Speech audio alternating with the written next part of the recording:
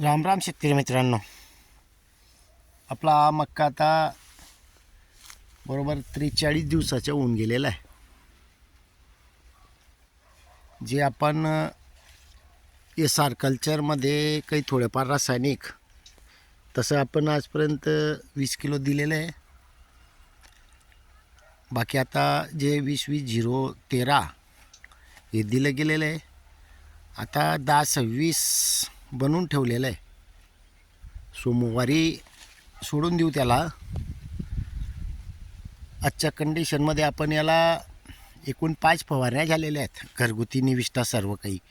त्यामध्ये आपण अळीनाशकही घेतलेलं आहे, इमामॅक्टिनच्या 2 वेळा फवारण्या झालेल्या आहेत. आणि बाकी म्हणजे आपण ज्या काही निविष्ठा बनवतो सर्व काही एकत्र करून आणि त्यामध्येच इमामॅक्टिन वापर करून आपण फवारण्या करत असतो.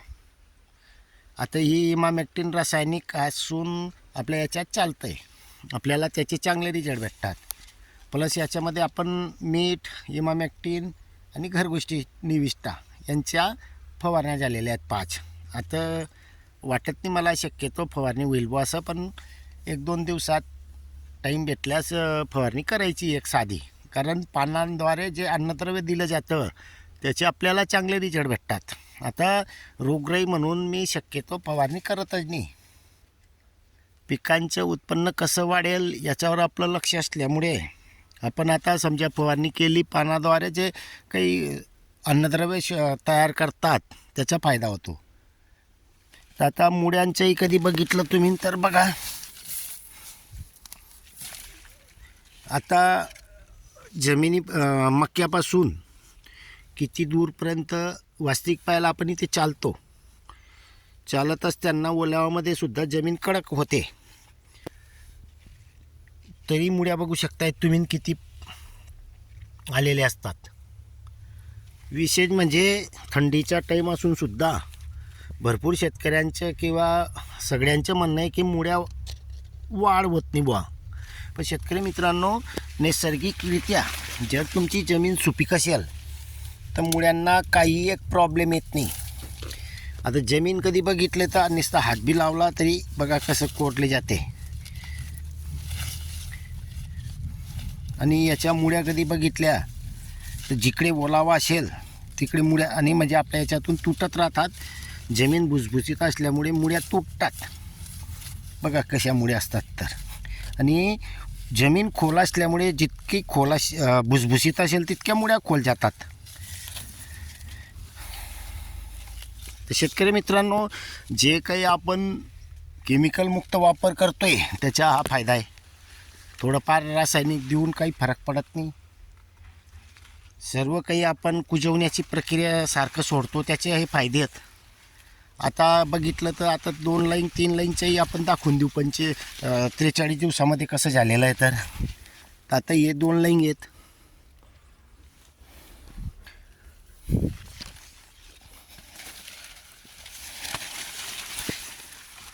ही 3 लाईन. तर शेतकरी मित्रांनो, 2 लाईन आणि 3 लाईनमध्ये आजच्या कंडिशनमध्ये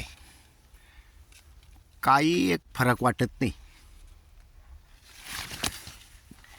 वाढ उलटाईन काही तेवढी म्हणजे वाढमध्येही फरक नाही आहे आणि याच्यात पण फरक नाही आहे.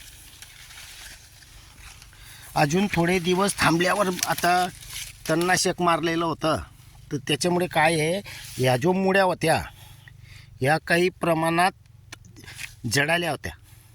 कारण तणनाशक मारल्यानंतर 3-4 दिवशी जेव्हा पाहिलं आपण तेव्हा प्रॉब्लेम दिसत होता. पण आता जास्त दिवस झाल्यामुळे आता मुळ्या निघायला सुरुवात झालेली आहे. हे बघा, आता मुळ्या इतक्या असतात तिथे की कोरताना कचर आवाज येतो त्याच्यात, ज्या वेळेला तोडतो आपण हात घालतो तेव्हा. आणि विशेष म्हणजे पूर्ण पांढऱ्या शुभ्र, आणि थंडीमध्ये मुळ्या वाढत नाही म्हणे. आणि आपल्या ते कधी पाहिलं तर पूर्ण मुळ्या तुम्हाला वरती दिसतील. वरती जितक्या तितक्या त्याच्यापेक्षा 4 पटीनं 10 पटीनं खाली असतात. तर शेतकरी मित्रांनो, आजच्या कंडिशनमध्ये आपला मक्का ह्या कंडिशनमध्ये आहे आता. भरपूर अल्प खर्च करून आपण स्वतः अगोदर पिकवून दाखवतो, त्याच्यानंतर आपण इतर शेतकऱ्यांना सांगत असतो. पण काही शेतकऱ्यांना विश्वास बसत नाही. का बसत नाही त्याचे बी मेन कारणं आहेत. कारण त्या शेतकऱ्यांना थैल्या भरून भरून आणण्याची सराव असते. त्याच्यामुळे शेतकऱ्यांना मी जे सांगतो केव्हा केव्हा ते विश्वास बसत नाही. असो, आपल्याला आपला उद्देश खर्च कसा कमी करता येईल हा उद्देश आहे. आणि शेतकरी मित्रांनो, आपण असं नाही की भारीमधला मक्का आहे ते दाखवायचं आणि हलकं सोडून द्यायचं. आपल्याकडे तसं काही एक नाही आहे. आपण ऑलरेडी जे आहे ते दाखवतो. त्या भागमध्ये जे काही तणाचा प्रॉब्लेम आलेला होता तेही आपण सांगितलेलं आहे. आता तणनाशक मारल्यानंतर तिथं सुधारणा करू. तिथे थोडं लिक्विड फर्टिलायझर जे बनवलेलं आहे आपण ते नवीन रिप्लेसमेंट करू, असं आपण करणार आहोत. म्हणजे त्याला थोडं खाद्य जास्त द्यावं लागणार आहे. कारण ते आता कुजन प्रक्रिया चालू होईल तेव्हा ते आपण हे सोडलं तर अजून जास्त फायदा होईल. शेतकरी मित्रांनो, आता अजून 2 लाईन आणि 3 लाईनमध्ये जे काही आपण नड्या टाकलेल्या आहेत आजच्या कंडिशनमध्ये काही एक मला फरक वाटत नाही. आता बघा, हे 2 लाईनमधल्या 2 नड्या आहेत. 3 लाईनमधल्या, आणि इथे एकच नडी आहे 3 लाईनमधलं. आता आतमध्ये जाऊन म्हणजे आता इथे तर भरपूर पाणी आहे. इथे पाणी प्रॉब्लेम नाही आहे, पण शेवटी थोडा प्रॉब्लेम असतो नळीमध्ये. तर ते आतमध्ये दाखवणं महत्त्वाचं बी असतं. ते आतमध्ये तर शेतकरी मित्रांनो, हे 3 लाईनमधलं 2 नळ्या आणि हे एक नळी 3 लाईनचं, सांगा काही फरक आहे का? आणि शेतकरी मित्रांनो, हे जे तोटे आहेत, हे बुंदही चांगल्या प्रकारे आहे. आता शेवटी उत्पन्न कसं येईल, काय येईल, हे पाहणं बी अपेक्षित आहे. शेतकरी मित्रांनो, SR कल्चर आधारित मक्का ह्या कंडिशनमध्ये आहे. धन्यवाद.